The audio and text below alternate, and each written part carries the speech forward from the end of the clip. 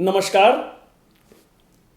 आज हम बात करेंगे ये जो पूरी दुनिया में जो अधार्मिक युद्ध चल रहा है, अधार्मिक महाभारत हो रहा है, उसके ऊपर में।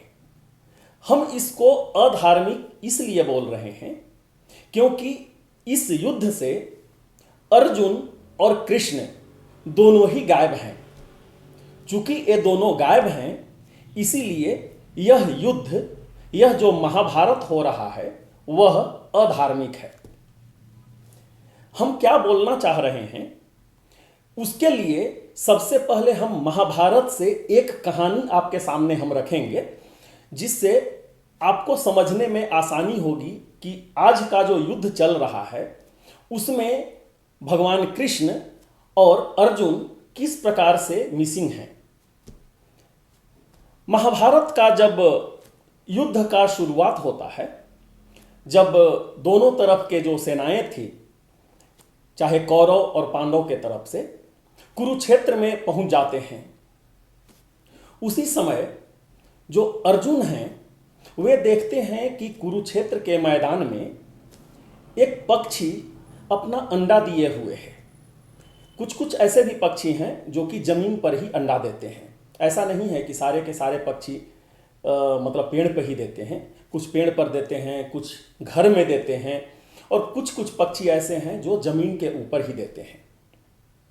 तो अर्जुन देखते हैं कि जहां पर युद्ध होने वाला है वहां पर एक चिड़िया जो है वह अंडा दिए हुए है और उस अंडा को सेव किए हुए है कि कुछ दिन में उससे बच्चे निकलें।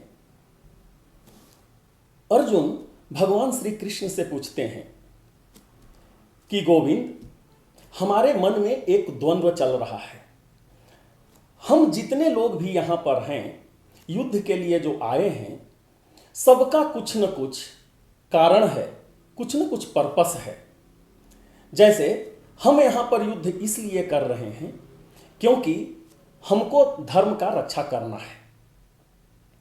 दुर्योधन युद्ध में इसलिए है क्योंकि उसको लोभ है, उसको जितना भी धन है, दौलत है, राज्य है, उसका लोभ है, इसके लिए वह युद्ध में है।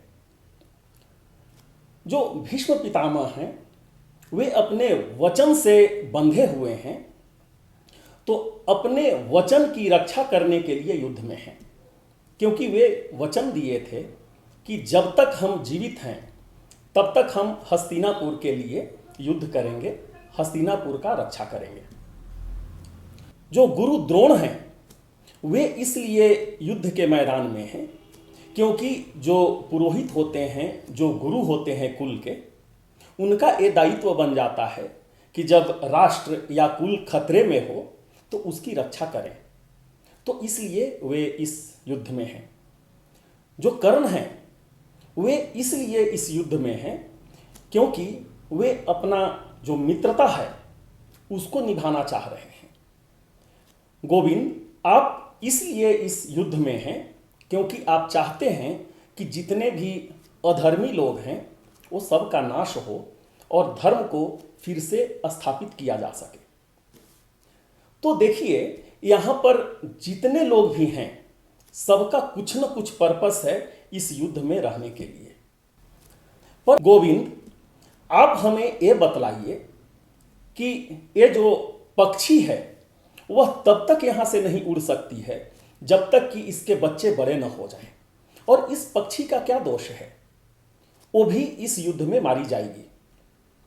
भगवान श्री कृष्ण कहते हैं कि बिल्कुल सही है, और उस समय भगवान श्री कृष्ण क्या करते हैं कि उनके रथ में एक घंटी लगा जो होता है, उस घंटी को निकालते हैं और उस पक्षी के ऊपर में रख देते हैं, और अर्जुन को बोलते हैं कि यह जो घंटी है वह इस पक्षी को रक्षा करते रहेगा। जो भी युद्ध होगा इसमें यह पक्षी सुरक्षित रहेगी। तो देखिए, यहाँ पर उस समय जो महाभारत हुआ था, लोग अपना स्वार्थ के साथ साथ दूसरों का भी देख रहे थे। उस समय जो पशु पक्षी थे, ये ध्यान रखा जा रहा था कि हमारे युद्ध के वजह से जो दूसरे पशु पक्षी या दूसरे जीव जंतु हैं उनको किसी प्रकार का हानि न हो, क्योंकि इस धरती पर रहने का अधिकार उनका भी उतना ही है जितना हम मनुष्यों का है। अब आप यह कहानी समझ गए होंगे। अब जो आज का जो युद्ध चल रहा है, इसमें देखिए, इसमें भी सबका अपना अपना कुछ न कुछ उद्देश्य है। अगर आप रसिया को देखिए तो उसको दिखाना है कि हम सुपर पावर हैं और हमको कुछ जमीन चाहिए। यूक्रेन को भी अपनी रक्षा करना है, उसको भी ऐसा दिखाना है कि हम भी कम नहीं हैं। कुछ लोग प्रत्यक्ष रूप से, कुछ लोग अप्रत्यक्ष रूप से सपोर्ट कर रहे हैं। किसी किसी को कुछ खनिज चाहिए होता है वहाँ से, कुछ लोग कुछ लूटना चाह रहे हैं वहाँ से।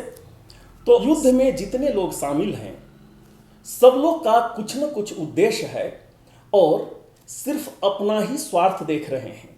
मनुष्य लोग सिर्फ और सिर्फ अपना ही स्वार्थ देख रहा है। यहाँ पर कोई नहीं देख रहे हैं कि जहाँ पर युद्ध हो रहा है वहाँ के पशु पक्षी और जो वनस्पति लोग हैं उनके ऊपर क्या बीत रही होती है, क्योंकि उनका भी अधिकार है वहाँ रहने का, और उसके ऊपर कोई आवाज़ ही नहीं उठा रहा है। सब लोग चाहे तो किसी को सपोर्ट कर रहे हैं, चाहे डायरेक्ट रूप से या इनडायरेक्ट रूप से। वनस्पति के बारे में, पशु के बारे में, पक्षी के बारे में कोई नहीं सोच रहे हैं, जैसे कि अर्जुन महाभारत के युद्ध में सोचे थे। इसीलिए हम बोले थे, जो हमारा जो शीर्षक था कि महाभारत तो शुरू हो गया है, महाभारत तो चल रहा है, पर वह अधार्मिक महाभारत है, अधार्मिक युद्ध है। हम उम्मीद करते हैं कि यह विषय आपको पसंद आया होगा, और अगर आपके मन में किसी प्रकार का कोई प्रश्न है तो अपना प्रश्न कमेंट सेक्शन में लिखिए, हम उसका उत्तर देने का कोशिश करेंगे। हमें भी चाहेंगे कि आप हमारे चैनल को सब्सक्राइब कर लीजिए, ताकि जब भी कोई नया विषय आए वह सर्वप्रथम आपके पास पहुंचे। बहुत ही जल्द हम आपके समक्ष नए विषय के साथ उपस्थित होंगे। तब तक के लिए हम आपसे विदा लेते हैं। बहुत बहुत धन्यवाद। नमस्कार।